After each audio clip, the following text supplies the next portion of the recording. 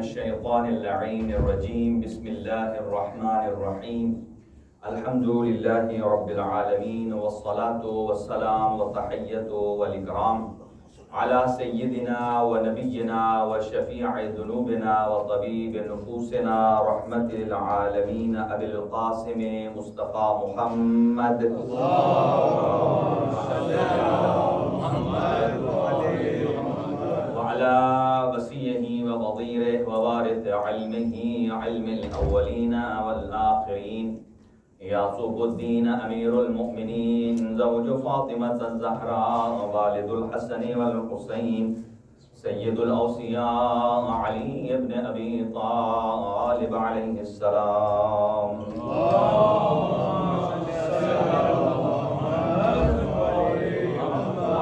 بيته الطيبين الطاهرين المعصومين المنتخبين المنتجبين الذين أذهب الله عنهم الرجس وطهرهم تطهيرا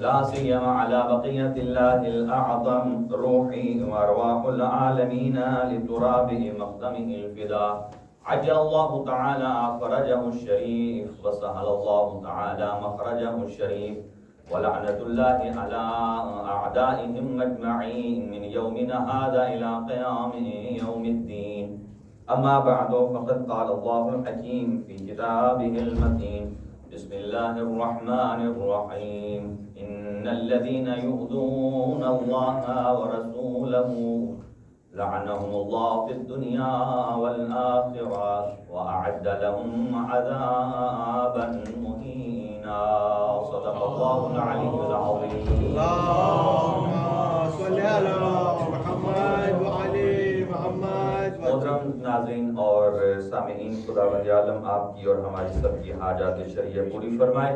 خاص طور سے جتنے مومنین نے درخواست دعا کی ہے اللہ ان سب کی حوائج شرعیہ پوری فرمائے. اور خاص طور سے آج کی جو مجلس اعضاء کا تبرک ہے وہ ہمارے انتہائی محترم اور مکرم جناب قبلہ اختر حیدری صاحب ان کی فیملی کی طرف سے ہے. اللہ تعالیٰ کی ذات ان کے مال و رزق میں برکت عطا فرمائے اور قبلہ صاحب کو صحت اور تندرستی کے ساتھ طول عمر نصیب فرمائے اور ان کے والدین اور جتنے بھی اس فیملی کے مرحومین ہیں ان سب کے درجات عالی ہیں متعالی فرمائے. اسی طرح برادر ذوالفقار حیدری صاحب ہیں، برادر عمران صاحب ہیں، برادر افتخار صاحب اور اسی طرح محترمہ نادیہ حیدری صاحبہ ہیں. اللہ تعالیٰ ان سب کے مال و رزق میں برکت عنایت فرمائے. اور درخواست ہے دعائے صحت کی بچہ کیان شاہد حیدری، اللہ تعالیٰ کی ذات ان کو طول عمر نصیب فرمائے اور ان کے والدین کو خوشیاں نصیب فرمائے اور ان کے گھروں پر اپنی رحمتیں اور برکتیں نازل فرمائے. اور جو مریض مومنین ہیں، جب تک کہ مومنین ہمارے آہستہ آہستہ تشریف لا رہے ہیں، دعا ہم جاری و ساری رکھتے ہیں. جناب ثاقب صاحب کا بیٹا ہے محترم شہباز صاحب اور ان کی اہلیہ، اللہ ان کو شفا عطا فرمائے. جناب محترم ذوالفقار موسیٰ صاحب کو شفا کلی عنایت فرمائے. برادر کاظم حسین صاحب اللہ ان کو شفا عنایت فرمائے. اور اسی طرح بچہ کیان محمد ہے اور محمد فاضل صاحب کی بیٹی ہیں، اللہ تعالیٰ ان کو شفا نصیب فرمائے. اور گمشدہ مومنین ہیں، اللہ ان کو جلد از جلد بازیاب فرمائے. اور آدم ابن الیاس ہیں اور عارف حسین ہیں، دو عارف ہیں، سید عارف حسین ہیں، اللہ تعالیٰ ان سب کو شفا کلی عطا فرمائے. امام زمان عجل اللہ تعالیٰ فرجہ الشریف کی کا جلد از جلد ظہور فرمائے. ہم سب کو امام علیہ السلام کے اعوان و انصار میں شمار فرمائے. ایک قبولیت والی ذرا دعا مرحمت فرمائیے.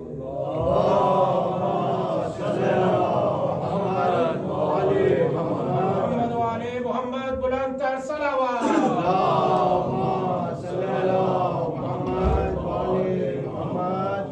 حاضرین گرامی قدر، کل جہاں چھوڑا تھا وہیں سے ہم اپنی گفتگو کو آغاز کرتے ہیں تاکہ بغیر کسی تاخیر کے، کیونکہ کوشش ہوگی کہ اپنے جو میرا مقررہ وقت ہے اس سے تھوڑا سا پہلے ختم کیا جائے تاکہ تھوڑا تابوت میں بھی وقت لگ جاتا ہے اور پھر ماتم دارام کے لیے بھی تھوڑا سا مناسب وقت رہے. اور خداوند عالم اس صف اعضاء کو مزید پہن فرمائے اور اس میں خیر و برکات کا نزول فرمائے. حضرت محمد مصطفیٰ صلی اللہ علیہ وسلم کا ارشاد گرامی ہے امام حسین علیہ السلام کا بچپنے میں، جوانی میں، جب تک سید الشہداء اپنے نانا کے ساتھ رہے ہیں، جگہ جگہ پر امام حسین کا تعارف فرمایا۔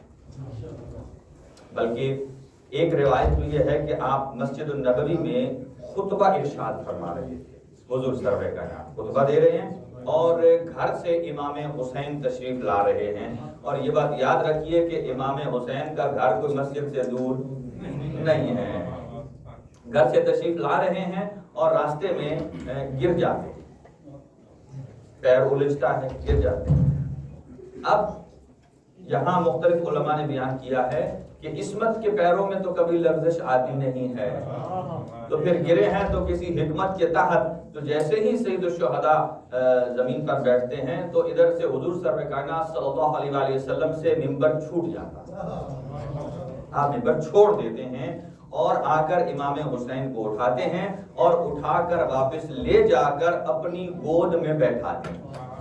آج کل آپ نے کہیں کوئی ایسا مقرر خطیب دیکھا ہے کہ جو خطابت کرے اور اپنے بچے کو گود میں بیٹھایا ہوا ہو؟ اس کا مطلب یہ ہے حضور بتانا چاہتے ہیں کہ نہ یہ بچہ تمہارے بچوں جیسا ہے اور نہ میں مصطفیٰ تم لوگوں جیسا ہوں۔ اور آپ نے اپنی گود میں بیٹھایا اور پھر فرمایا کہ ھذا حسین ابن علی فاعرفوہ، اسے پہچانو اے میرے اصحاب، یہ حسین ابن علی ہیں، علی کے بیٹے حسین ہیں۔ اور پھر رسول خدا صلی اللہ علیہ وسلم ارشاد فرماتے ہیں مرحبا بک یا ابا عبداللہ، ابھی بچے ہیں، بچپنے میں فرماتے ہیں مرحبا۔ عربی میں جو عربی اسٹیٹ میں گئے ہیں یا رہتے ہیں وہ جانتے ہیں کہ جب بھی کسی کو خوش آمدید ویلکم کہا جاتا ہے تو مرحبا کا لفظ استعمال کیا جاتا ہے۔ تو حضور فرماتے ہیں مرحبا بک یا ابا عبداللہ، اے ابا عبداللہ آپ پر اللہ کی مبارکیں ہوں، اللہ کی برکتیں ہوں، مرحبا ہے، استقبال ہے۔ تو ابھی کیونکہ عربوں میں مشہور ہے کنیت سے پکارا جاتا ہے یا لقب سے پکارا جاتا ہے، آپ کا نام حسین ہے لیکن حضور سرور کائنات نے حسین سے نہیں پکارا، ابا عبداللہ کہا۔ اب صحابہ کرام نے کہا یا رسول اللہ اتنے بچپنے میں آپ نے حسین کو اتنی عزت سے نوازا کہ آپ ابھی کنیت سے پکار رہے ہیں؟ تو یہاں ایک شخص بولا اور اس نے کہا کہ حضور آپ نے یہ زیادہ مقام دے دیا ہے حسین ابن علی کو۔ تو آپ نے ارشاد فرمایا تم اسی کنیت پر پریشان ہو تو اگلا جملہ سنو کہ جو رسالت امام صلی اللہ علیہ وسلم کی زبان سے سنا، مرحبا بک یا ابا عبداللہ انت زین السماوات والارضین، اے میرا بیٹا تو صرف ابا عبداللہ ہی نہیں ہے بلکہ زمین و آسمان کی زینت ہے تو وہ صرف حسین ابن علی۔ دیکھیے اس کا مطلب کیا ہے، یعنی قرآن میں الحمدللہ رب العالمین کہ تمام تعریفیں اس رب کے لیے ہیں کہ جو عالمین کا رب ہے۔ اور حضور سرور کائنات کی شان کیا ہے، رحمت للعالمین، کہ وہ عالمین کے لیے رحمت ہیں، یعنی جہاں جہاں تک ربوبیت کا دائرہ ہے، یہ ایک اصطلاح استعمال ہوتی ہے ربوبیت کا دائرہ، وگرنہ اللہ تعالیٰ سبحانہ و تعالیٰ کی ذات اللہ محدود ہے کہ جہاں جہاں تک اللہ کی ربوبیت کا احاطہ ہے وہاں وہاں تک اللہ کے حبیب محمد مصطفیٰ کی رحمت کا احاطہ ہے۔ اور اس کے بعد فرمایا وَلَقَدْ اخْتَرْنَاهُمْ عَلَىٰ عِلْمٍ عَلَى الْعَالَمِينَ، ہم نے اپنے حبیب کی جانشینی کے لیے کسی عام بندے کا انتخاب نہیں کیا ہے، وَلَقَدْ اخْتَرْنَاهُمْ عَلَىٰ عِلْمٍ عَلَى الْعَالَمِينَ، اس کا انتخاب کیا ہے جو میرے نبی کے بعد عالمین میں منفرد ہے اور عالم ہے۔ اور اس کا ادعا صرف امیر المومنین نے فرمایا سلونی سلونی قبل ان تفقدونی، تو گویا جہاں جہاں اللہ کی ربوبیت ہے، حضور سرور کائنات صلی اللہ علیہ وآلہ وسلم کی رحمت کا دائرہ وسیع ہے، فرمایا انت زین السماوات والارضین، وہاں وہاں زینت حسین ابن علی کی ہے۔ تو یہاں پھر ایک اور نے اعتراض کیا حضور سرور کائنات صلی اللہ علیہ وآلہ وسلم سے کہ آپ نے تو اور زیادہ بڑھا دیا ہے۔ حضور نے ارشاد فرمایا اگر آپ کو یہ بھی ہضم نہیں ہو رہا ہے، ایک اور جملہ سنو، جب میں معراج پر گیا، کہاں گیا؟ معراج پر گیا تو میں نے پاہائے عرش، یعنی جو عرش ہے اس کے جو ستون ہیں، پلر ہیں، ان کے اوپر لکھا ہوا دیکھا ہے، لکھا ہوا تھا ان الحسین مصباح الہدی و سفینۃ النجاۃ۔ نعرہ حیدری محمد و آل محمد صلوات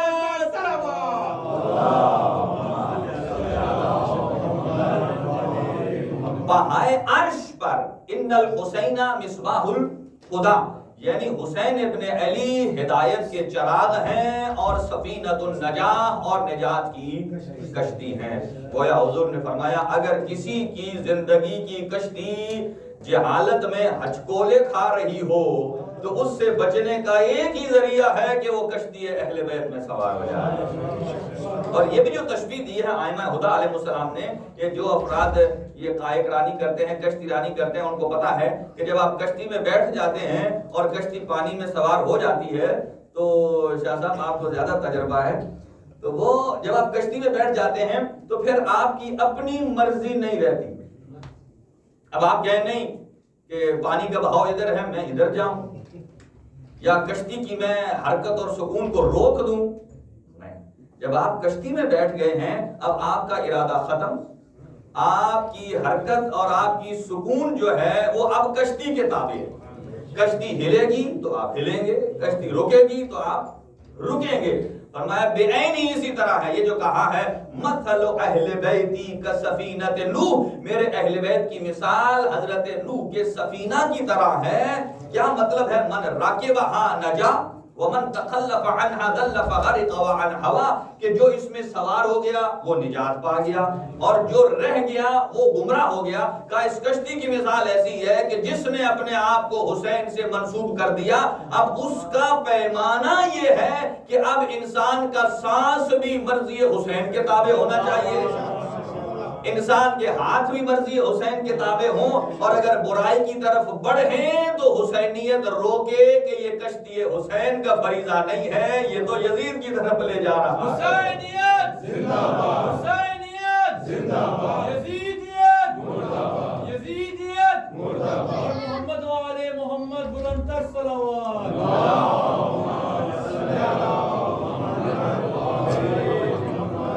یعنی کہ ہمارا سکون اور حرکت کس کے تابع ہے؟ کشتی کے۔ اس کا مطلب یہ ہے کہ اگر ہم کشتی حسین میں سوار ہو جاتے ہیں تو یہ ہماری نارمل لائف میں یہی کربلا ہے۔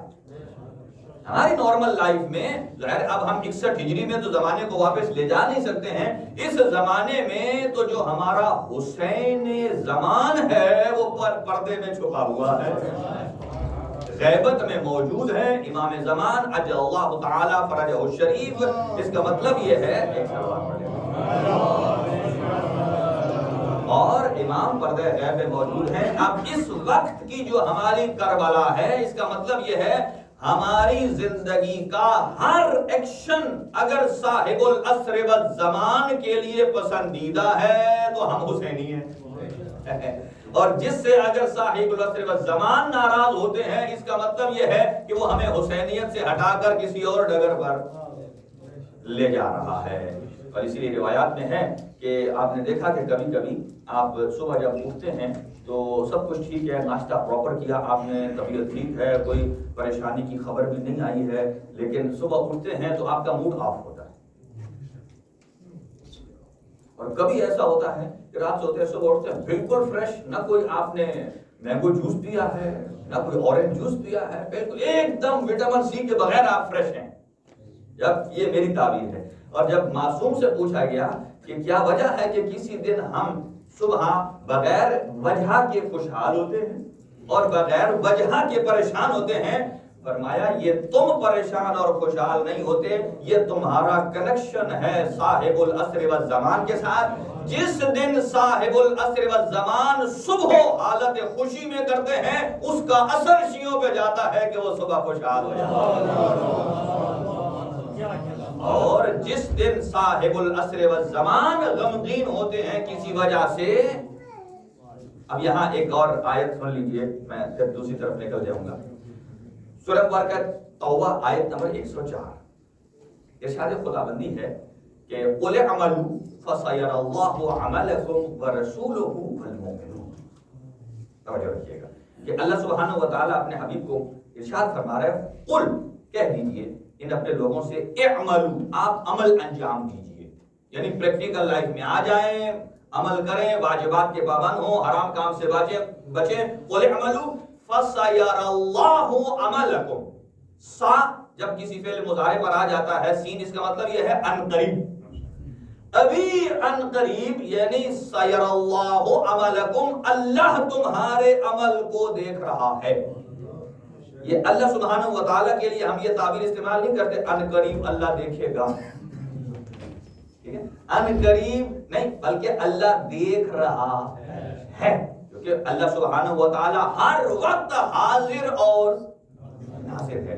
دیکھیں بہت سارے ایکشنز ہیں جو ہم کرتے ہیں کسی کو نظر آتے ہیں، یا ٹیلی پیتھی ہے، یا اور بہت سارے جو کیسز ہیں لوگ کسی کا دماغ ریڈ کر لیتے ہیں، لیکن اللہ سبحانہ و تعالیٰ جب انسان کے دل میں احساس اٹھتا ہے تو اللہ سبحانہ و تعالیٰ اسے آگاہ ہوتا ہے. قُلِ اعْمَلُوا فَسَيَرَى اللَّهُ عَمَلَكُمْ وَرَسُولُهُ، اللہ بھی تمہارے عمل کو دیکھ رہا ہے، وَرَسُولُهُ، اس کا رسول بھی تمہارے عمل کو دیکھ رہا ہے. اور پھر تیسرا جملہ بھی ہے وَالْمُؤْمِنُونَ، مؤمنون بھی آپ کے عمل کو دیکھ رہے ہیں. اب اللہ سبحانہ و تعالیٰ تک پکچر کلیئر ہے، کوئی ڈاؤٹ نہیں ہے. یقیناً اللہ سبحانہ و تعالیٰ ہمارے اعمال سے، اسی لیے وہ چھوٹی مثال ہے نا بچوں کی، کہ وہ ایک ٹیچر نے بچوں کو کہا کہ یہ ایپل لے جاؤ، اسے وہاں کاٹ کے لاؤ کہ جہاں کوئی تمہیں نہ دیکھ رہا ہو. سارے کاٹ کے لے آئے اور ایک سالم لیا. اس نے کہا کیوں؟ آپ نے کیوں نہیں کہا؟ مجھے کوئی جگہ ایسی ملی ہی نہیں ہے کہ جہاں مجھے کوئی نہ دیکھ رہا. دیکھیں یہ تو بلندی کردار ہے نا، یہ تربیت ہے کہ کیسے بچوں کو والدین نے سکھایا ہے. کہا گیا کہ جہاں کوئی نہ دیکھے، وہ گئے الگ کمرے میں سائڈ پہ جا کاٹ کے لے آئے. اس بچے کو کہا نہیں، میں جدھر بھی گیا ہوں مجھے میرا خدا دیکھ رہا ہے. اس کا مطلب اگر یہ کیفیت انسان میں پیدا ہو جائے تو سمجھیے کربلا انسان کے اندر اترنا شروع ہو گئی. کربلا کا مطلب یہ ہے کہ انسان واجبات کا پابند ہو، محرمات سے اجتناب کرے، اور ہر لمحے احساس کرے کہ میں محضر خدا میں ہوں. محضر خدا کسے کہتے ہیں؟ یعنی میں اللہ کی بارگاہ کے سامنے ہوں. اچھا، فَسَيَرَى اللَّهُ عَمَلَكُمْ، اللہ دیکھ رہا ہے، وَرَسُولُهُ، رسول خدا صلی اللہ علیہ وآلہ وسلم کی بارگاہ میں بھی ہمارے اعمال پیش ہوتے ہیں. اور تیسرا وَالْمُؤْمِنُونَ، اس مومنون سے مراد کیا ہے؟ آپ اور ہم ایمان لانے والے. اگر آپ اور ہم ایمان لانے والے ہیں، ہمیں تو اپنی کل کی بات یاد نہیں رہتی، تو ہم اپنے بچوں کو نہیں دیکھ سکتے ہیں، اپنے اعزاء کو نہیں دیکھ سکتے ہیں، تو دوسرے سب، بلکہ اسلام کے میں کہوں کہ قانون کے بھی خلاف ہے. اور وہ ہے کسی کی پرائیویسی میں انٹر ہونا بغیر اجازت کے. یہ صرف امام ہی اور معصوم کو اجازت ہے، کسی اور کو نہیں ہے. جیسے یہاں ٹھہر کر ایک جملہ بھی میں کہہ دوں کہ میرے جتنے یہاں دوست نوجوان موجود ہیں، ٹھیک ہے سوشل میڈیا اچھی چیز ہے، لیکن محترمانہ انداز سے عرض کروں آپ کی خدمت میں کہ دیکھیں یہ مثلا ان دنوں ایک ٹک ٹاک پر ایک ویڈیو گردش کر رہی ہے، اور وہ یہیں کی ہے، کسی صاحب نے ادھر ہی بنائی ہے، اور وہ پہنچ گئی ہے اغیار تک. سمجھ رہے ہیں نا؟ وہ پہنچ گئی ہے کسی اور مقام پہ، اور وہ اس کو بڑے شد و مد کے ساتھ اس کو نقصان پہنچا رہے ہیں. اب سوال یہ ہے، ہمارے بچے جاتے ہیں اسکولوں میں سوری ٹو سے ہمارے بچے جاتے ہیں اسکولوں میں. دیکھیں عزاداری سید الشہداء کا مطلب، اب کوئی آدمی نہیں پسند کرتا کہ آپ اس کی ویڈیو بنائیں اور سوشل میڈیا پر ڈالیں. دیکھیں یہ تو آدمی کی پریویسی ہے، جب تک کہ آپ اس سے پہلے اجازت نہ لیں. اب اس آدمی نے اجازت نہیں لی، جن کی ویڈیو بنائی ہے وہ چلی گئی ہے اور اس کے دوستوں کے پاس پہنچ گئی ہے. ہر آدمی کی فیلڈ الگ ہے. کوئی آدمی نہیں بتانا چاہتا جہاں کام میں ہے کہ وہ کیا، کس مذہب سے ہے، کس ریلیشن سے ہے. عبادت اس کا اپنا معاملہ ہے. اب وہاں تک لوگوں کی پہنچ گئی ہیں باتیں، یا اسکولوں میں بچوں کو مشکلات کا سامنا ہو رہا ہے. یہاں تک کہ میں کھل کے بات نہیں کر سکتا، کسی ایک فورم پر انہوں نے کہا ہے کہ جو یہ افراد یہ کر رہے ہیں ان کو وہاں پیش کرو تاکہ صفائی دیں کہ یہ کیا کر رہے ہیں. اب سوال یہ ہے میرا کہ دیکھیں ادارے کی طرف سے ایک بن رہی ہے یہ ویڈیو گفتگو جو ہوتی ہے وہ پیش کی جاتی ہے، لیکن تمام دیگر جو افراد ہیں وہ اگر کوئی اپنا ٹک ٹاک کا پلیٹ فارم یوز کر کے یا کوئی اپنے فالوورز کے چکر میں ہے، ان سے ہم مؤدبانہ ریکویسٹ کریں گے کہ پرائیویسی بھی کسی چیز کا نام ہے، کوئی راضی نہیں ہوتا ہے۔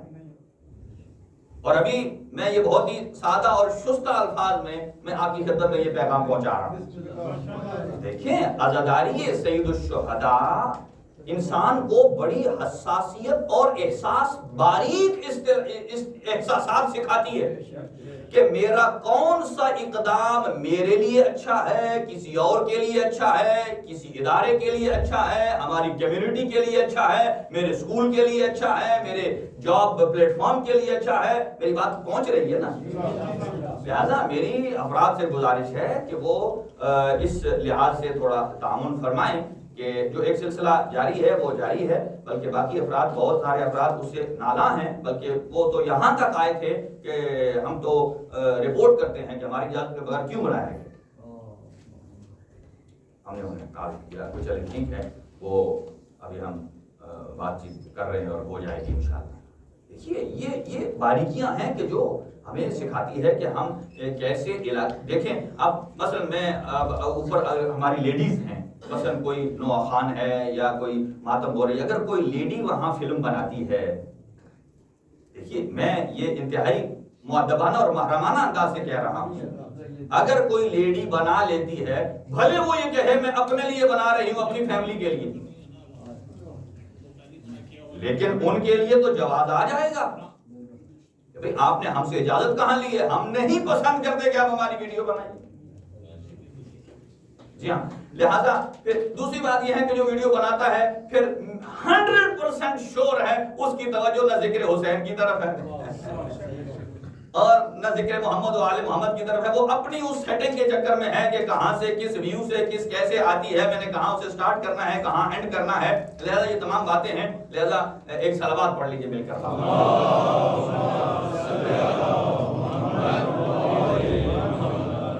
یہ تمام چیزیں ہیں، یہ باریکیاں ہیں کہ جو ہمیں صفِ عزائے سید الشہداء سکھاتی ہے کہ ہم نے اپنے قدم کو کس طرف اٹھانا ہے، کس طرف نہیں اٹھانا ہے۔ کربلا میں بڑی مائیں موجود ہیں، توجہ رکھیے گا۔ اسی لیے امام حسین علیہ السلام فرماتے ہیں کہ جیسے اصحاب مجھ حسین کو ملے ہیں، ایسے اصحاب نہ میرے بابا علی کو ملے، نہ میرے نانا رسول خدا صلی اللہ علیہ وآلہ وسلم کو ملے ہیں، جیسے اصحاب مجھے ملے۔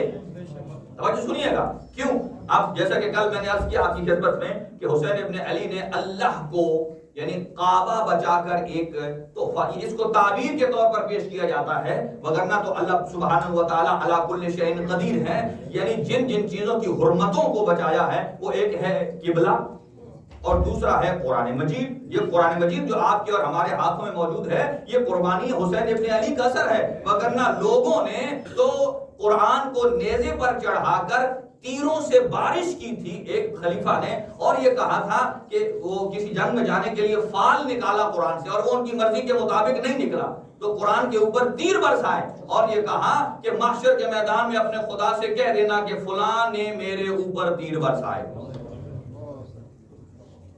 لعبت بنو ہاشم بالملک، یہ یزید کے اشعار ہیں کہ یہ بنی ہاشم کا ڈھونگ تھا، نہ کوئی وحی آئی ہے نہ کوئی قرآن ہے۔ دیکھیے آج ساری امت مسلمہ، میں یہاں باباغ دوحل کہہ رہا ہوں، مکتب تشیع کا قرآن مجید سے متعلق یہی عقیدہ ہے کہ جو آج ہمارے پاس قرآن مجید 2 جلدوں میں موجود ہے، 30 پاروں میں موجود ہے، اس میں 114 سورتیں ہیں، بے عین ہی یہ کلام الہی ہے، حضرت جبرائیل علیہ السلام کے ذریعے اللہ سبحانہ وتعالی نے ہم تک پہنچایا ہے، اور اس میں ہم کسی کمی بیشی کے قائل نہیں ہیں۔ اس کا ایک ایک حرف، ایک ایک جملہ، ایک ایک زیر، ایک ایک زبر اعجاز ہے، یعنی اس میں کسی تحریف کا کوئی مکتب تشیع کا فرد قائل نہیں ہے، اور اگر یہ تحریف سے بچا ہے ائمہ اطہار علیہ السلام کی قربانیوں کا اثر ہے۔ اور تیسری چیز کیا عرض کیا تھا کہ اللہ سبحانہ و تعالیٰ کی توحید کے جو چرچے ہیں، توحید کا جو ذکر بیان ہوتا ہے کہ اللہ سبحانہ و تعالیٰ کی ذات کا، تو حسین ابن علی کو اللہ سبحانہ و تعالیٰ نے انعام کیا، عطا فرمایا کہ من ذلذی یقرض اللہ قرضا حسنا، کون ہے جو اللہ کو مقروض بنائے؟ تو چھٹے امام ارشاد فرماتے ہیں کہ من انفق درہما فی عزاء ابی عبداللہ حسین کمن اقرض اللہ قرضا حسنا، جس نے حسین ابن علی کی صف عزاء میں 1 درہم بھی خرچ کیا گویا اس نے اللہ کو اپنا مقروض بنایا۔ یہ نہیں یہ جو ہم صف عزاء میں بیٹھے ہیں، یہ ایک ایک لمحہ اللہ سبحانہ و تعالی اس کے بدلے میں اجر عطا کرے گا۔ یہ 3 چیزیں ہو گئی۔ چوتھی چیز پر آ جائیے کہ نماز حسین ابن علی نے بچائی ہے، نماز حسین ابن علی نے بچائی ہے، اور باپ نے بھی اور بیٹے نے بھی، باپ نے بھی اور بیٹے نے بھی نماز۔ اور امام حسین علیہ السلام روز عاشور کیوں امام فرماتے ہیں کہ جیسے نمازی، جیسے صحابہ مجھے ملے ہیں میرے باپ کو بھی نہیں ملے، بابا علی کو بھی نہیں ملے۔ دیکھیے کہ جب عصر عاشور تھی، ظہر عاشور نماز کا جب وقت ہوا تو ایک صحابی، یہاں 2 نام لکھے ہیں، ابو ثمامہ سیداوی ایک نام ہے اور ایک ہے سعید ابن جبیر۔ انہوں نے کہا آقا نماز کا وقت ہو رہا ہے، ہمارا دل چاہتا ہے آپ کی اقتدا میں آخری نماز ادا کر لی جائے، آپ کی نماز اقتدا میں۔ تو پھر کہا باقیوں نے تو نماز پڑھی، تو کہا تو ہماری حفاظت کون کرے گا؟ توجہ رکھیے گا، حفاظت کون کرے گا؟ تو ابو ثمامہ سیداوی ایک روایت کے مطابق اور ایک میں سعید ابن جبیر کو ڈیوٹی دی گئی کہ آپ حفاظت کریں۔ چنانچہ بعض میں ہے کہ دونوں کھڑے ہوئے امام کے سامنے، اب امام نے اللہ اکبر نماز کو شروع کیا، نماز عشق جاری ہے، یہاں ہماری اے سی کے نیچے نماز پڑھنے اور ہے، اور اس کڑکتی گرمی میں، اور جہاں دشمنوں کی تلواریں اور تیر بالکل ایک مرتبہ سینوں پر آنے کے لیے آمادہ ہوں، اور وہاں اللہ اکبر من کل شے کہنا، یہ حسین ابن علی کا کمال ہے، ٹھیک ہے نا۔ اور جب نماز پڑھائی اور امام نماز پڑھا رہے ہیں، باقی نماز میں مشغول ہیں، اور ابو ثمامہ سیداوی حفاظت کر رہے ہیں، اور ادھر سے جو تیر آتا ہے ہمک کر اپنی چھاتی پر لیتے ہیں۔ ہمک کسے کہتے ہیں؟ مثلا ادھر آ رہا ہے، اپنے آپ کو میں شرک کر اس کے سامنے کر، اور جیسے امام نے کہا السلام علیکم ورحمۃ اللہ، اور زخم و کتاب نہ لاتے ہوئے ابو ثمامہ سیداوی زمین پر گر پڑے اور گر پڑے۔ اب آخری جملہ جو کہا امام سے سنیے گا، توجہ، کہا کہ یا ابا عبداللہ انی قد وفیت العہد، آقا کیا میں نے آپ کے ساتھ جو عہد کیا تھا میں نے اسے وفا کر دیا؟ اللہ اکبر۔ آگے سے امام نے کیا جواب دیا پلٹ کر؟ فرمایا نہ صرف تو نے اپنے عہد کو پورا نہیں کیا، یہ حسین ابن علی آپ کو دعا دیتا ہے جعلک اللہ من المصلین، تو نے اگرچہ نماز پڑھی نہیں ہے لیکن عبادت گزاروں کی نماز کی حفاظت کرتے کرتے شہید ہوا ہے، اللہ تجھے نماز گزاروں میں سے معشور فرمائے، نماز گزاروں میں سے محشور فرمائے۔ اس کا کیا مطلب ہے؟ اب یہاں ایک صحابی نے یاد رکھا، اور جنگ صفین میں مولا علی نے خود کہا مالک اشتر سے کہ نماز کا ٹائم ہوا ہے، جنگ روکتے ہیں، نماز پڑھتے ہیں، اور یہاں علماء نے اچھا تجزیہ کیا، کہا دیکھیں کتنا فرق آ گیا ہے صفین سے لے کر کربلا تک اصحاب کی تربیت میں۔ دیکھیں جب کسی بچے کی تربیت ہو جاتی ہے، آپ نے ابھی دیکھا ہمارے جو بچے پریزنٹیشن دے رہے تھے ہر روز ایک سبجیکٹ پر دیتے ہیں، اور یہ بہت اچھی کاوش ہے، ہمارے بچے محنت کر کے آتے ہیں، بلکہ ہماری 12-13 سال کی یہ محنت ہے، یہ سارے ہمارے شاگرد ہیں، اللہ سبحانہ و تعالیٰ ان کو مزید ترقیاں عطا فرمائے۔ اور جیسا کہ ہمیں محسوس ہو رہا ہے ہمارے، دیکھیں آپ کبھی ہمارے ان بچوں کو جو ہماری سراؤنڈنگ میں بیٹھے ہیں باہر والے بچوں سے اگر آپ کمپیئر کریں تو آپ سجدہ خدا میں گر جائیں گے، آپ سجدے خدا میں گر جائیں گے کہ اللہ سبحانہ و تعالی نے آپ کو ایسی اولاد عطا کی ہے کہ جو آپ چلے ہیں اور آپ کے ساتھ ساتھ صف اعضاء میں شامل ہو رہے ہیں۔ دیکھیں یہ ایک پاکیزہ خوراک کا اثر ہے۔ چنانچہ کیا وجہ ہے؟ صفین میں مولا فرما رہے ہیں نماز کا وقت ہے، اور کربلا میں صحابی رسول کہہ رہا ہے تو بعض علماء نے کہا ہے دیکھیے جس چیز کو صفین میں امام معصوم بیان کر رہے ہیں اس تربیت کا اثر یہ ہے کہ 61 ہجری میں خود صحابہ اس منزل پر پہنچ گئے. اور بعض نے تو یہ کہا ہے کہ امام حسین کے ساتھ جو اصحاب تھے ان کی نماز مشکل تھی، مولا علی کے ساتھ جنہوں نے نماز پڑھی ہے ان کی نماز آسان تھی. کہا کیسے؟ جو مولا علی کے ساتھ تھے انہیں پتا تھا کہ ہمارے ساتھ فاتح خیبر جا رہا ہے، فاتح بدر و حنین جا رہا ہے، ہم کبھی ہار کے واپس نہیں آئیں گے. وہ اس جذبے سے تھے کہ ہم سارے غازی لوٹیں گے اور جب جنگ جیت جائیں گے تو تسلی سے نماز پڑھیں گے. تو کہا یہ وہاں کردار تھا، لیکن جو حسین ابن علی کے ساتھ تھے ان کا یہ تھا کہ جنگ جیت کر آئیں گے پھر پڑھیں گے. جو حسین ابن علی کے ساتھ تھے وہ اس شوق میں تھے چونکہ ہم نے ابھی جنت میں مقام دیکھ لیا ہے تو آخری نماز حسین ابن علی کے پیچھے ہم پڑھ کے جائیں. یہ کمال ہے حسین ابن علی کا. لہذا امام حسین علیہ السلام نے نماز کو بچایا. اور یہ جو نماز آپ کے اور ہمارے پاس موجود ہے، اور میں ایک اور جملہ اگر عرض کروں، اسی نماز کے اندر اللہ سبحانہ و تعالیٰ نے حسین ابن علی کو ایک کمال اور مقام عطا کر دیا ہے. فرمایا اے میرے حسین اگر آپ نے میری نماز کو تا صبح قیامت بقا عطا کی ہے تو اس روئے زمین پر میرا سب سے بلند ترین شخصیت سید الانبیاء ہے، اور وہ جب حالت نماز میں ہوں گے تو پشت پہ حسین ابن علی صاحب. یہ کسی کو امتیاز حاصل نہیں ہے سوائے حسین ابن علی، سوائے حسین ابن علی کے. اور یہاں ایک اور جملہ سنیے، حسین ابن علی جب پشت نبی پر سوار تھے تو آپ یوں نہ سمجھیے کہ حسین نبی پر سوار، اللہ اکبر، یہ سمجھیے کہ امامت رسالت پر سوار ہے، امامت رسالت پر سوار ہے. شاعر نے اس کو اس طرح بیان کیا ہے کہ جب حضور کی پشت پر مولا حسین بیٹھے ہیں کہ یوں بیٹھا ہے سجدے کا رکن بیٹھا ہو جیسے، یوں بیٹھا ہے سجدے کا رکن بیٹھا ہو جیسے، گویا احمد پہ محمد کا بدن بیٹھا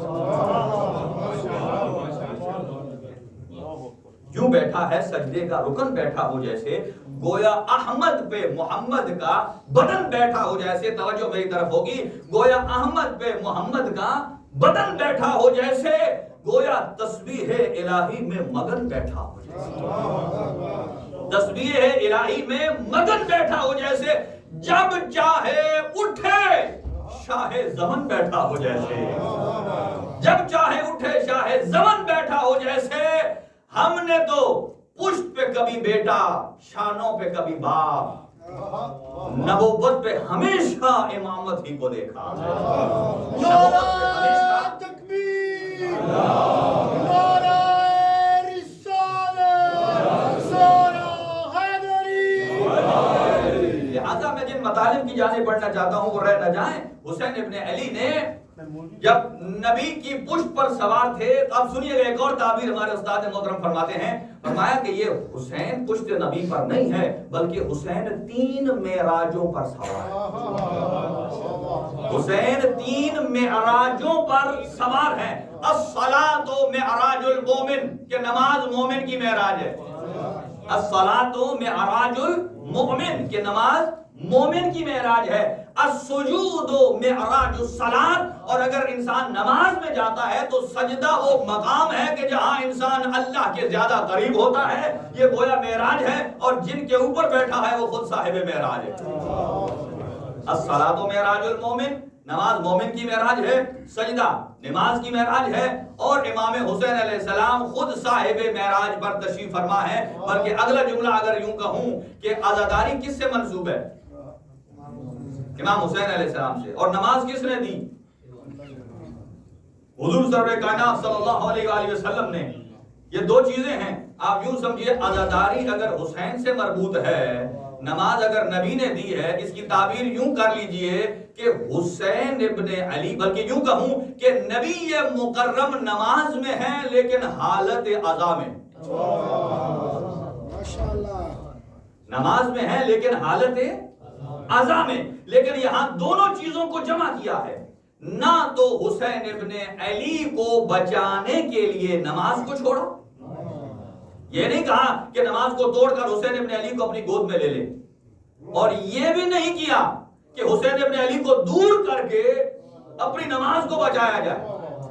توجہ رکھیے گا، یہ حضور سرور کائنات کی پشت پر۔ اچھا ایک اور باریک جملہ سنیے کہ حضور سرور کائنات سجدے میں ہیں، نارملی سجدہ میں ذکر ایک مرتبہ واجب ہے اور 3 مرتبہ مستحب ہے، لیکن سجدے کے دوران ہی وحی الہی آتی ہے، اے میرا حبیب آج آپ نے سجدے سے سر اٹھانا نہیں ہے جب تک کہ حسین ابن علی اپنی مرضی سے نہ اتر جائے، جب تک حسین اپنی مرضی سے۔ لیکن جو میں پہنچانا چاہتا ہوں ذرا اس کا بھی لطف اور ٹیسٹ لے لیجئے، سنیے گا۔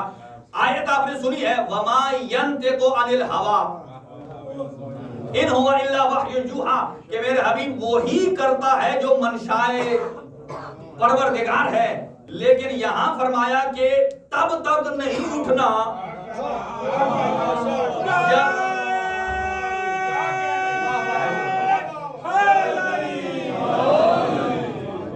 وما ينطق عن الهوى کی آیت کہتی ہے کہ حسین کہ حضور سرور کائنات ڈائریکٹ پیغام کس سے لیتے ہیں؟ اللہ سبحانہ و تعالی۔ لیکن 2 مواقع ایسے ہیں، ایک یہ پہلا موقع ہے کہ جب امام حسین پشت نبوت پر ہیں اور یہ وحی میں فرمایا کہ تب تک سر نہیں اٹھانا جب تک یہ الفاظ موجود ہیں کہ حسین اپنی مرضی سے نہ اتریں۔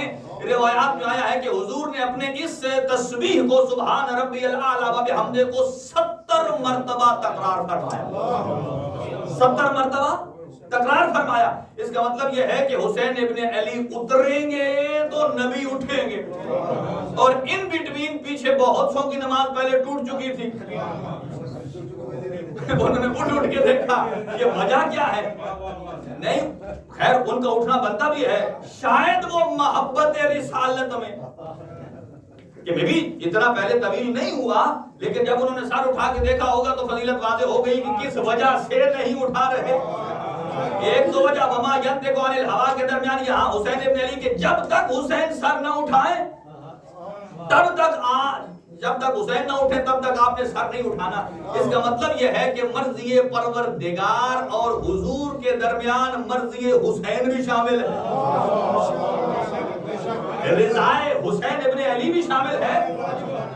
تو جو پشت نبی پر موجود ہو اس میں رضائے پروردگار شامل ہے، تو کربلائے حسین میں رضائے پروردگار شامل نہیں ہے یقیناً۔ چلے یہیں پر ایک جملہ اور عرض کرتا ہوں، وقت تیزی سے جا رہا ہے۔ ایک یہ موقع اور ایک دوسرا، جب حضرت خدیجہ الکبریٰ نے پیغام ازدواج بھیجا حضور کو تو حضور نے کیا فرمایا؟ میں اپنے چچا سے پوچھوں۔ بھائی دیکھیے حضور کو کہنا چاہیے تھا چونکہ اللہ کی وحی ہوتی ہے میرے اوپر تو جواب دینے والا بھی میں ہوں، جواب حضور ہی کو دینا چاہیے، لیکن فرمایا میں چچا سے پوچھوں گا۔ اس کا مطلب یہ ہے کہ ازدواج پیغمبر میں جہاں وہ وما ينطق عن الهوى کے مصداق ہے، اس میں رضائے ابو طالب بھی شامل ہے، اس میں رضائے ابو طالب علیہ السلام بھی شامل ہے۔ میں بھی شاعر نے 6 جملوں میں ایک مسدس کہا ہے کہ خانہ حق سے جو پایا ہے وہ پسر میرا ہے۔ حضرت ابو طالب فرماتے ہیں خانہ حق سے جو پایا ہے وہ پسر میرا ہے، اترتی ہیں جس پہ آیتیں وہ گھر، اترتی ہیں جس پہ آیتیں وہ گھر میرا ہے، سنا پہ جو بولا ہے وہ سر، اور رن میں جو اصغر ہنسا ہے وہ ہنر، نام اسلام کے دامن پہ رقم میرا ہے، ہر عزادار کے ہاتھوں میں علم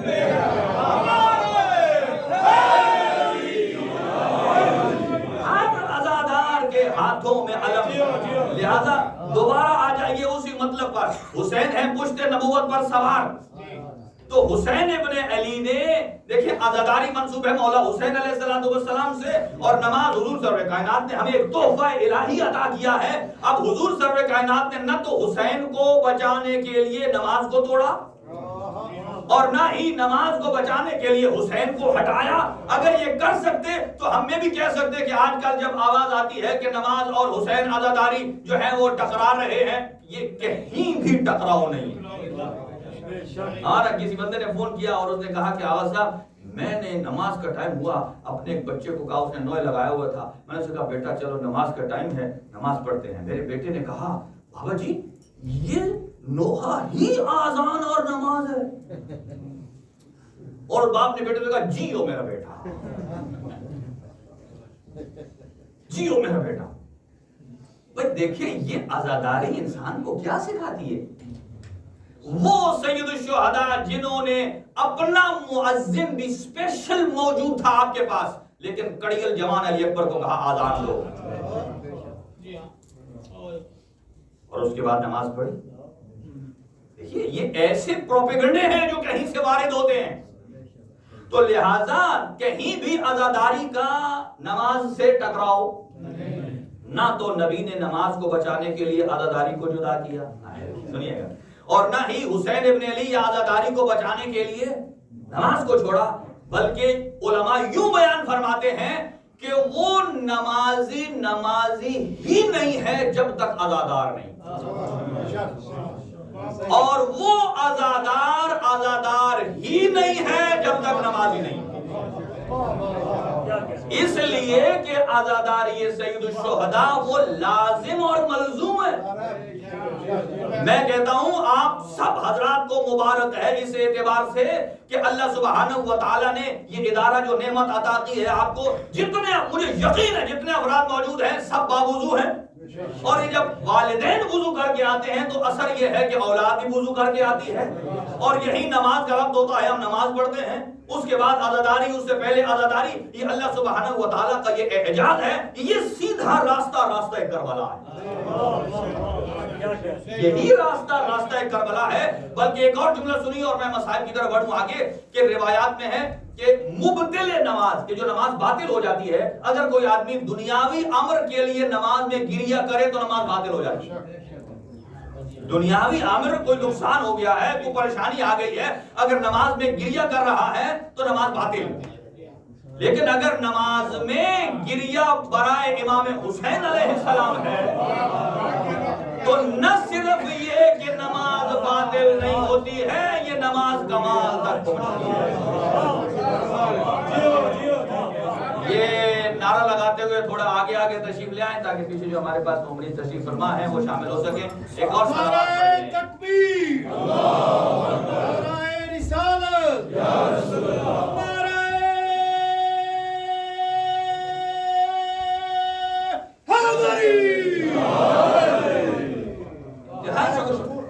ابو طالب علیہ السلام بلند ترین صلوات. اللہم صلی علی محمد برائے خوشنودی علی ابن ابی طالب بلند تر صلوات. اللہم صلی علی محمد وآل محمد. سامعین گرامی, اگر آ جائیے کنکلوژن کی طرف. نتیجہ درس سے کربلا کیا ہے؟ حسین ابن علی نے ہمیں قرآن بچا کے دیا. یہ قرآن ہدیہ پروردگار بھی ہے جسے حسین ابن علی نے اپنے خون سے آبیاری کی ہے. تو ہمارا فرض بنتا ہے قرآن کو پڑھیں, سمجھیں, اس پر عمل کریں. اور جیسے حضور نے فرمایا میں اپنے بعد دو چیزیں چھوڑ کے جا رہا ہوں, ایک میرا قرآن ہے, اللہ کا قرآن, اور ایک میرے اہل بیت ہیں. جیسے قرآن کو پڑھنا ضروری ہے ایسے سیرت اہل بیت پڑھنا ضروری ہے. جیسے قرآن کی آیات پر عمل کرنا ضروری ہے ایسے اہل بیت اطہار کی سیرت پر عمل کرنا ضروری ہے. اور یہ کربلا میں ہمیں ایک ایک سیرت الگ الگ ملتی ہے. لیکن میں جمع کر رہا ہوں. دیکھیں موتیں تین قسم کی آتی ہیں, توجہ رکھیے گا. موت, مردہ, ایک انسان کی باڈی مرتی ہے, دوسرا انسان کی روح مرتی ہے, دو, تیسرا معاشرہ اور سوسائٹی مرتی ہے. یہ تین قسم کی موتیں ہیں. سنیے گا, تینوں الگ الگ. باڈی کب مرتی ہے سب کو پتا ہے, ہماری باڈی میں ایک روح ہے, جیسے روح الگ ہوگی باڈی, لیکن خالی مرے گی نہیں, یاد رکھیے مرنے کے ساتھ ساتھ نجس بھی ہو جائے. کیا ہوتی ہے ہماری باڈی, ڈیڈ باڈی نجس. غسل میت دیتے ہیں کس لیے دیتے ہیں؟ کیونکہ وہ نجس ہے. اور اگر ٹچ کریں گے تو غسل مس سے میت. لیکن آ جائیے، لیکن کربلا والے جہاں ان 72 نے خون دیا ہے قرآن اور نماز اور اسلام اور کعبے کو بچانے کے لیے، جب وہ شہید ہو گئے ہیں تو کفار نے یا مخالفین نے انہوں نے دفنایا نہیں. یہ دفنایا نہیں جاتا ہے. ان کے جنازوں سے سمیل نہیں آئی، بلکہ یہ بنی اسد کہتے ہیں 3 دن کے بعد ہم نے دیکھا ایسی خوشبو ہم نے زندگی میں نہیں سنی. اس خوشبو کو ٹریس کرتے کرتے جہاں پہنچے تو پتا چلا کربلا میں 72 کا لاشا پڑا ہے. اس کا مطلب یہ ہے جنہوں نے قرآن نماز بچائی ہے ان کا کردار اور ہے، اور آپ کو اور ہمارا پڑھ لینا یہ اور ہے. باڈی مرتی ہے جب روح نکل جائے. روح کب مرتی ہے؟ قرآن کی آیات کا ترجمہ، روح تب مرتی ہے جب انسان کے بدن میں کفر آتا ہے، الحاد آتا ہے، شرک آتا ہے. جب شرک آتا ہے، ان الشرک لظلم عظیم. کل عرض کروں گا، وقت تیزی سے چلا گیا ہے، کہ جو سب سے بڑا ظلم ہے وہ ہے شرک کے پروردگار. فرمایا جس کے دماغ میں شرک آ رہا ہے، ظلم آ رہا ہے، یہ کفر آ رہا ہے، اس کی روح آلودہ ہو گئی. کیا ہو گئی ہے؟ روح آلودہ. آپ نے دیکھا کہ کوئی آدمی غیر مسلم سے جب مسلمان آئے، مسلمان ہو، کلمہ پڑھ لے، تو اب مجھے بتائیے اس کو غسل کرنے کی ضرورت ہے؟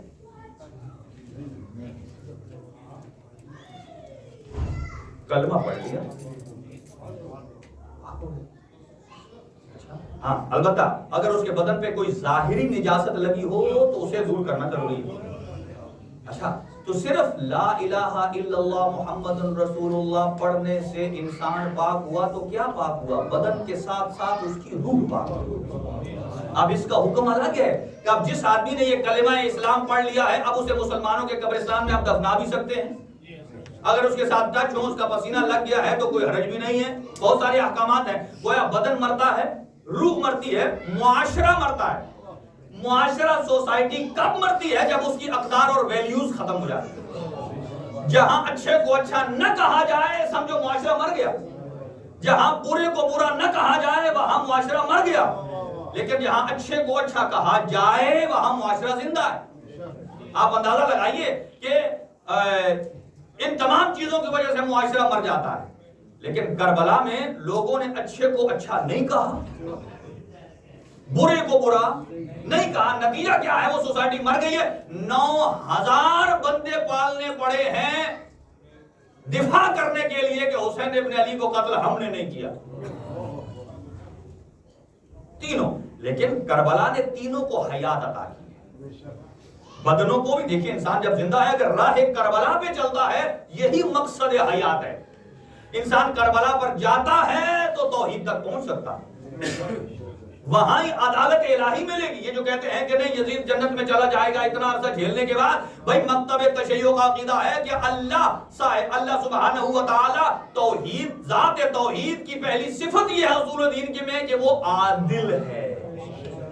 اللہ سبحانہ و تعالی عادل کرنے والا ہے. لہذا اللہ سبحانہ و تعالی ہمیں توفیق عطا فرمائے اور ان ایام میں ہمیں راہ کربلا کا راہی بنائے.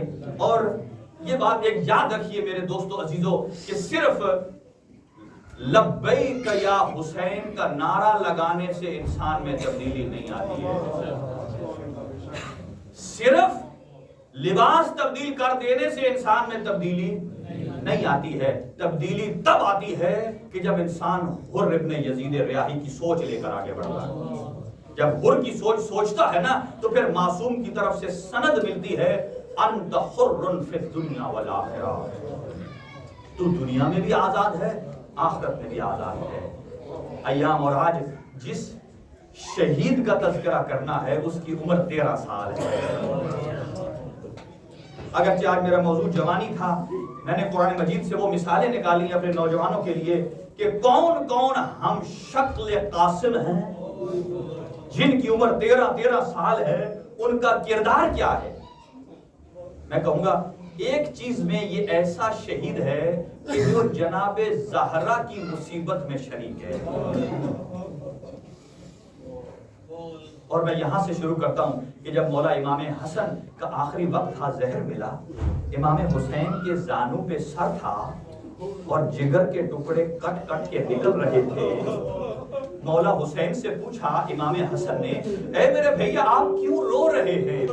کہا اے میرے بھیا آپ کی حالت زار مجھے رلا رہی ہے, آپ کے جگر کے ٹکڑے کٹ کے نکل رہے ہیں. تب امام حسن نے جملہ فرمایا اے میرے بھیا یا ابا عبداللہ لا یومک یومک یا ابا عبداللہ, اے میرے بھیا حسین تیرا روز اور دن تو میرے سے سخت ہوگا, میرے تو جگر کے ٹکڑے کٹ رہے ہیں نا, تو تیرے جگر پارے کٹ کٹ کے کربلا کے میدان میں گریں گے. اور اتنے میں جو جگر کے ٹکڑے آئے نا, تو جب پتا چلا میری بہن زینب آ رہی ہے, تو کہا اے میرے بھیا حسین میرے ان ٹکڑوں پر چادر چڑھا دو کہ میری زینب برداشت نہ کر سکے گی. میں کہوں گا اے مسافر شام بی بی, اے ام المصائب بی بی, یہاں تو آپ کے آنے سے بھائی جگر کے ٹکڑوں پر کپڑا دے رہے ہیں, نہ جانے کس طریقے سے 70 قدم کے فاصلے پر. اجرکم علی اللہ, سوائے غم شبیر کے کوئی غم نہ دے آپ کو.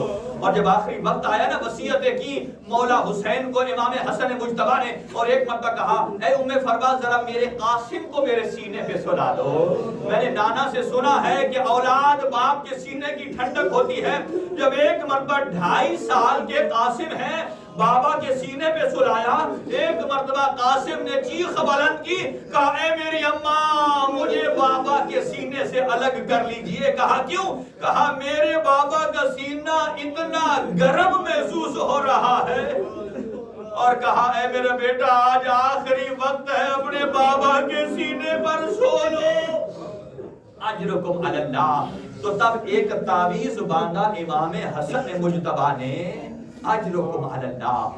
اب سنیے, آ گئی شب عاشور. جب شب عاشور آئی نا, تو 3 شہزادے کھڑے تھے, ایک طرف علی اکبر ہیں, ایک طرف ابو الفضل عباس ہیں, درمیان میں شہزادہ قاسم ہیں. تو عباس اکبر سے کہتے ہیں اے میرے بھتیجے, اے میرے بیٹا, کل جب رن پڑے گا نا تو آپ پہلے نہ جانا, آپ کے جانے سے میرے بھائی حسین کی آنکھوں کا نور چلا جائے گا. اور اکبر کہتے تھے چچا کل آپ نہ جائیے گا, آپ کے جانے سے میرے بابا حسین کی قبر ٹوٹ جائے گی. سنو گے عزادارو, 13 سالہ جوان کہتا ہے چچا عباس نہ آپ جائیے, اے بھیا علی اکبر نہ آپ جائیے, پہلے میں جاؤں گا, اس لیے کہ میرا تو باپ بھی موجود نہیں ہے, میں یتیم حسن. اجرکم علی اللہ. شب عاشور ام فروا نے تیاریاں شروع کر دی. کہا اے میرا بیٹا کل جب رن پڑے نا تو مجھے دادی زہرا سے شرمندہ نہ کرنا. اور جب بار بار آتے, اور جب شب عاشور مولا حسین نے لسٹوں کے نام لکھے نا, کہا حبیب تیرا بھی نام ہے, یہ کہا اے جون تیرا بھی نام ہے, اکبر تیرا بھی نام ہے. یہ 13 سالہ بچہ کونے میں کھڑا ہو کر انتظار کرتا رہا, اب میرا نام آئے گا. یہ ہے جذبہ کربلا, یہ ہے غیرت ہاشمی. اور جیسے جیسے نام تمام ہوئے نا, اور ایک مرتبہ اپنے چچا کے قدموں پر گر کر کہتے ہیں واہ قاسم تیری اپنی قسمت.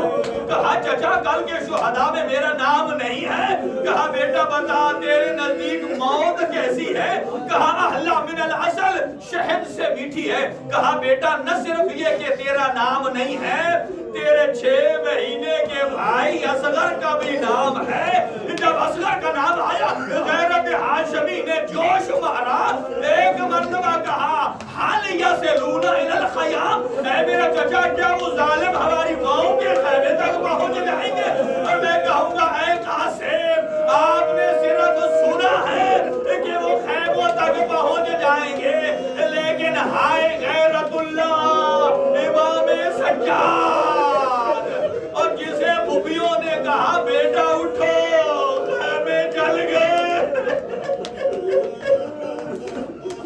اجرکم علی اللہ. تھوڑی سی تفصیل اور سن لیجئے, یہ جو میرے نوجوان بیٹھے ہیں نا, جو 13 سال کا کڑیل جوان ہے نا, جو जो हाजत चाहता है आज शहजादे कासिम को वास्ता बनाए, शहजादे कासिम इब्ने हसन को वास्ता बनाए। और एक मर्तबा आका के पास बार बार इजाजत लेने के लिए आते हैं, कहा तू मेरे भाई हसन की निशानी है। और इधर जब खैमे में आए और एक कोने में बैठ गए और माँ उम्मे फरमा को याद आए, कहा बेटा अपने इस तावीज को खोलो। जब खोला तो ये खत था। अब शहजादे में खुशी की लहर दौड़ी, उस खत को लेकर कहते अब तो मेरे चचा जरूर इजाजत देंगे। अब चचा के पास आता है, रावी कहता है मैंने एक बच्चे को देखा कि जो कभी घुटनों के बल उठता है, कभी जमीन पर बैठ जाता है। मैंने करीब होकर जब देखा तो कभी मौला हुसैन के हाथों का बोसा लेता है, कभी मौला हुसैन के पैरों का बोसा लेता है। कहा चचा जब तक मुझे इजाजत नहीं देंगे कासिम यहाँ से जुदा न होगा। इतने में इमामे हसन का खत निकाल कर दिया। अब इमामे हुसैन ने जब खत पढ़ा उसे चूमा, आंखों के साथ लगाया। रिवायत कहती है कि कासिम की बाहों में गले में बाहें डाली और बका साअतन कई टाइम तक गिरिया करते रहे। वक्त ये आया कासिम इधर गिरे ज़हरा अजरुकुम अलल्लाह। बस दो और मंजिलें सुन लीजिए, वक्त तेजी से जा रहा है। और जब अब कासिम को इजाजत मिली ना, अब सुनिएगा मौला ने कैसे सवार कराया। अब कैसे सवार कराया, कोई जिरा पूरी नहीं आती थी।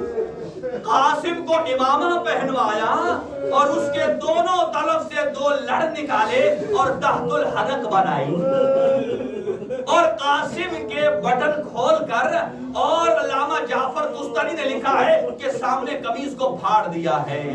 और ये अलामा जाफर तुस्तरी ने कहा कि अरबों में ये रवाज था कि जब कोई यतीम जाता ना, ताकि कोई मेरे हसन के यतीम होने पर रहम कर जाए। और रकाबों तक पैर पहुंचते नहीं थे, रकाबों को काट के एडजस्ट किया गया।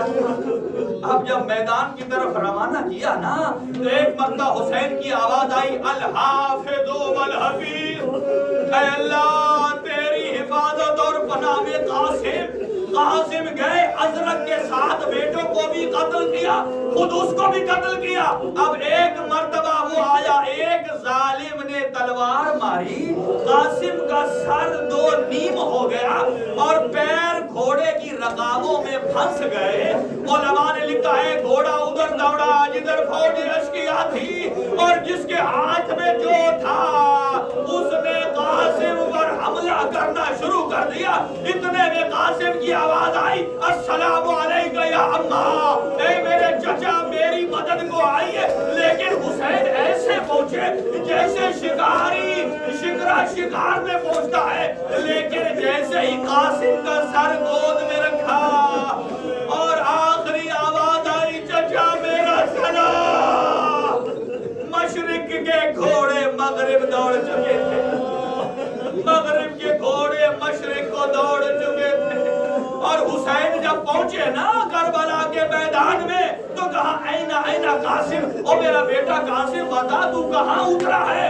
उलमा फरमाते हैं कासिम जब तक जीम पे था तो कासिम था, और जब मैदान में आया तब जीम हो गया।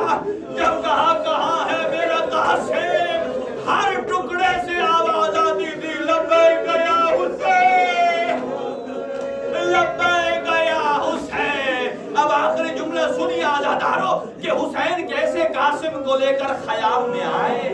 एक रिवायत ये है कि मौला हुसैन वो कासिम के जो खुद सवार न हो सकते थे, सवार कराया उठा के। अब जब कासिम को उठाया तो कासिम के पैर मौला हुसैन के पैरों के साथ लग रहे थे, ऐसे सीने के साथ रखा। कहा इतना कासिम दराज कद कैसे हो गया। रिवायात में है कि कासिम का जोड़ खुल गया। और दूसरी रिवायत यह है कि हुसैन ने अपनी अबा को करबला के बन में बिछा दिया। अब कासिम को जमा करना शुरू किया। अब जब कासिम को उठाकर लाए खैमे में, कहा मेरी बहन ज़ैनब उम्मे फरमा कहाँ है। उम्मे फरमा सजदे की हालत में थी, और जब कासिम को देखा और एक बहन किया, और मेरा बेटा कासिम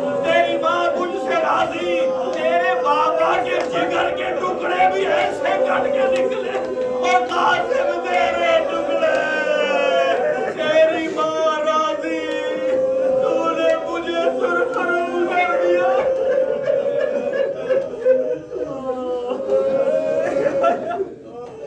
الا لعنت اللہ علیکم ماتم حسین